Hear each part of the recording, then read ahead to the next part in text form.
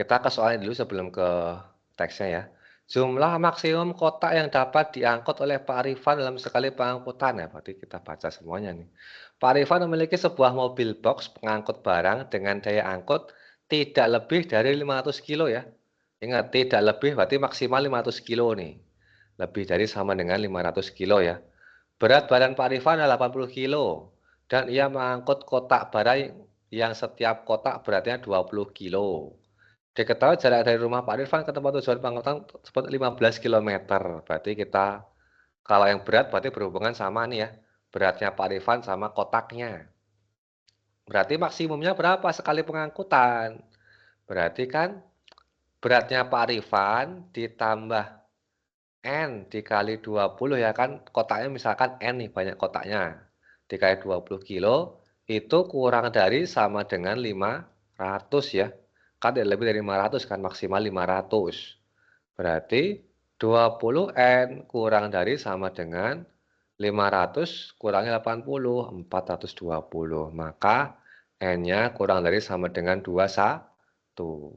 Maka jumlah maksimum kotaknya berarti 21 ya. Berarti 21 kotak dalam sekali pengangkutan.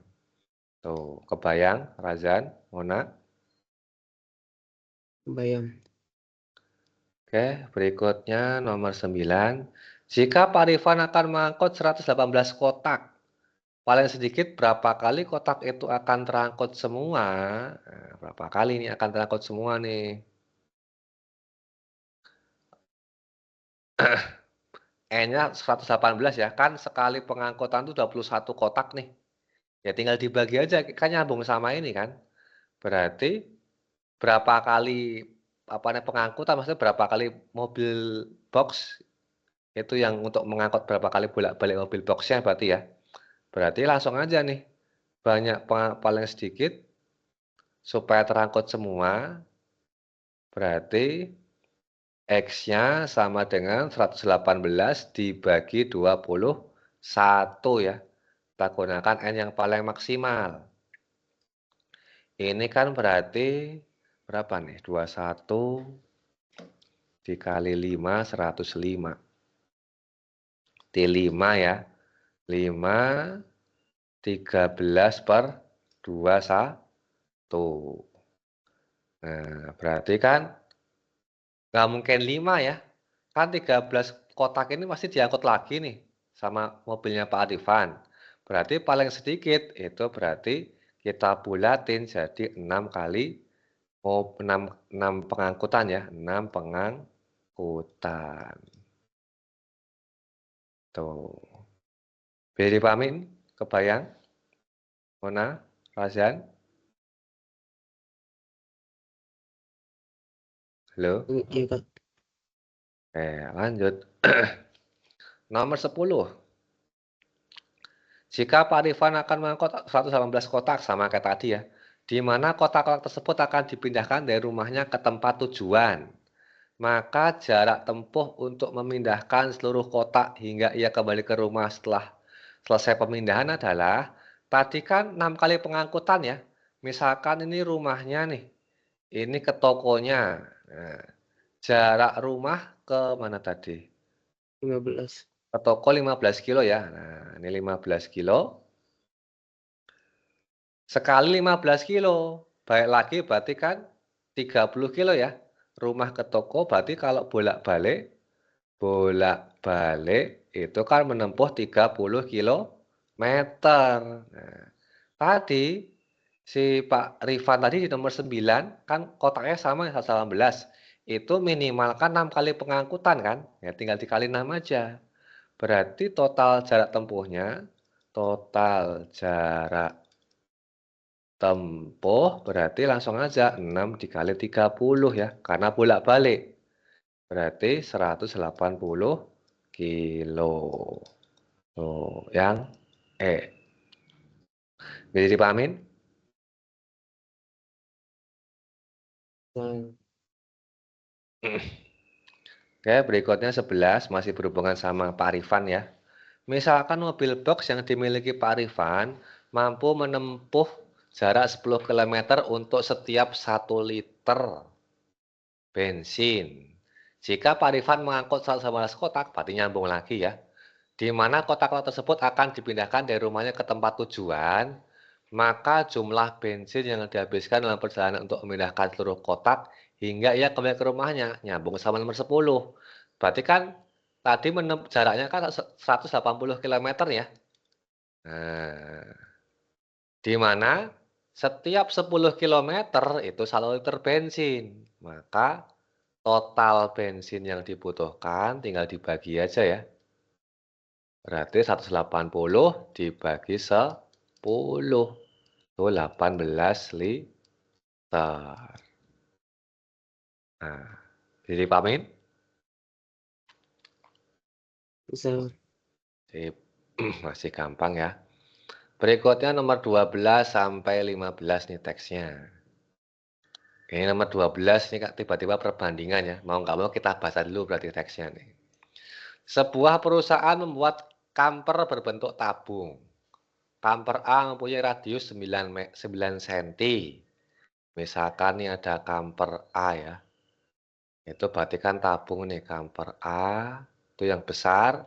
Ini 9 cm radiusnya. Kemudian tingginya 3 cm ya, kecil ya. Kebalik. Nah, apalah.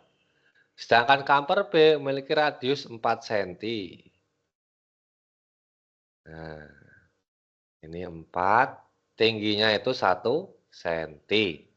Selama penggunaan, ketika bungkus dibuka, kamper menguap dan menyebarkan wewangian sehingga ukuran berubah. Dalam 10 hari, radius dan tinggi kamper A menjadi sepertiga dari sebelumnya. Sedangkan radius dan tinggi kamper B berkurang menjadi setengah dari sebelumnya. Tepat setelah 10 hari perbandingan radius kamper A dan kamper B berapa? Ya udah kita bandingin aja. Berarti RA banding RB ya setelah 10 hari. Tadi kan sepertiga sebelumnya nih. RA-nya berarti 9 dikali sepertiga. Dibanding yang radius kamper B itu tadi kan 4 ya. 4 dikali sama setengah. Ini berarti 3 dibanding 2. Itu radius kamper setelah 10 hari. Bisa dipahamin? Bisa.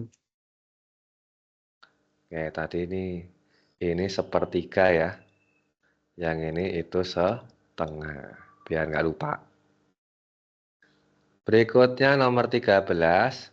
Radius kedua kamper akan sama setelah berapa hari? Nah, R-nya itu akan sama setelah, berarti kan waktunya sama ya. Berarti kan menggunakan konsep geometri kan, ini kan perkalian kan. Berarti kita gunakan konsep geometri. Nah, tapi nggak usah pakai N-1. Berarti kan kita gunakan T aja, kita gunakan konsep N sama dengan N0 dikali R pangkat T-nya aja. Nah, berarti kan NA itu sama dengan NB kan? Akan sama ya. RA maksudnya. RA sama dengan RB akan sama kapan? RA sama dengan RB. RA berarti kan 9 dikali sepertiga pangkat T sama dengan 4 dikali setengah pangkat T. Nah, pangkatnya dibikin sama. Terus kita ke sini biar cukup deh. Ini berarti kita bandingin ya, ini kan sama aja 9 dikali 3 pangkat T ya, biar nggak bingung. Kan 1 pangkat T kan 1. Sama dengan 4 dikali 2 pangkat T. Nah, kita kelompokin nih. Yang 9 sama, yang pangkat sama pangkat, yang nggak ada pangkatnya sama nggak ada pangkatnya. Berarti 2 pangkat T per 3 pangkat T itu sama dengan 4/9. Ya, kita ke sini lagi. Ini berarti 2/3 pangkat T sama dengan 4 itu kan 2 pangkat 2, 9 3 pangkat 2.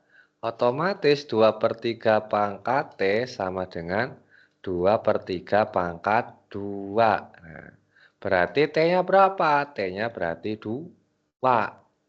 T-nya 2 tadi kan setiap 10 hari ya.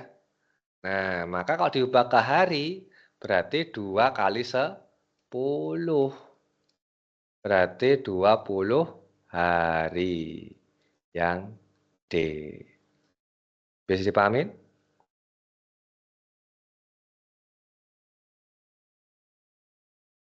Bisa. Jelas? Oke. Lanjut, nomor 14. Tinggi kamper A akan menjadi 2 kali tinggi kamper B saat apa? Setelah berapa hari? Sama yang kita gunakan konsep geometri.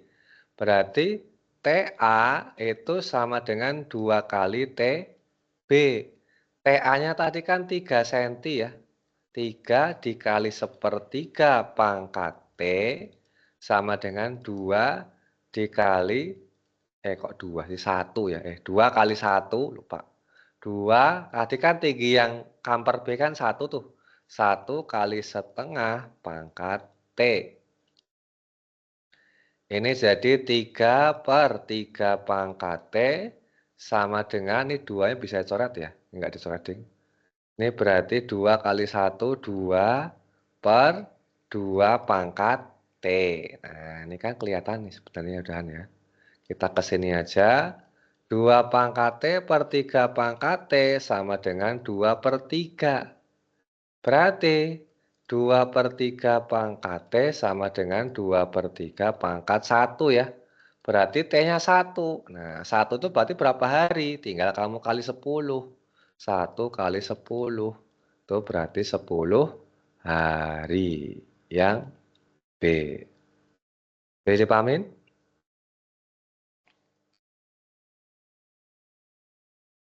Jelas? Bisa. Oke, berikutnya.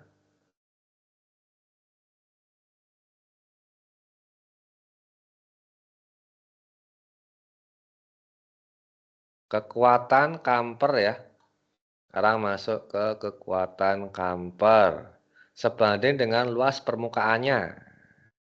Jadi setiap 10 hari kekuatan wangi produk A berkurang menjadi berapa kali sebelumnya. Ya udah. Berarti kan luas kita gunakan luas apa namanya tabung ya. Kita gunakan konsep luas tabung. Luas tabung itu kan apa namanya? 2pi R, R ditambah T ya. Nah, kita gunakan konsep ini nih. Berarti setelah 10 hari, berarti L yang 10 dibagi L yang pertama, ini untuk produk A ya. Produk A, yang produk A. Nah, ini kan berarti L10 itu apa? Berarti setelah 10 hari itu kan tadi kita udah ngitung nih ya. Dihitung ya tadi kan jari-jarinya itu jadi 3. Nah, atau dihitung lagi nggak apa-apa lah. Untuk yang A itu kan berarti RA setelah 10 hari itu kan jadi 9 kali 1/3 ya. Itu 3. Sedangkan tinggi A-nya itu dari 3 dikali 1/3 berarti jadi 1 ya. Tuh. Kita masukin nih.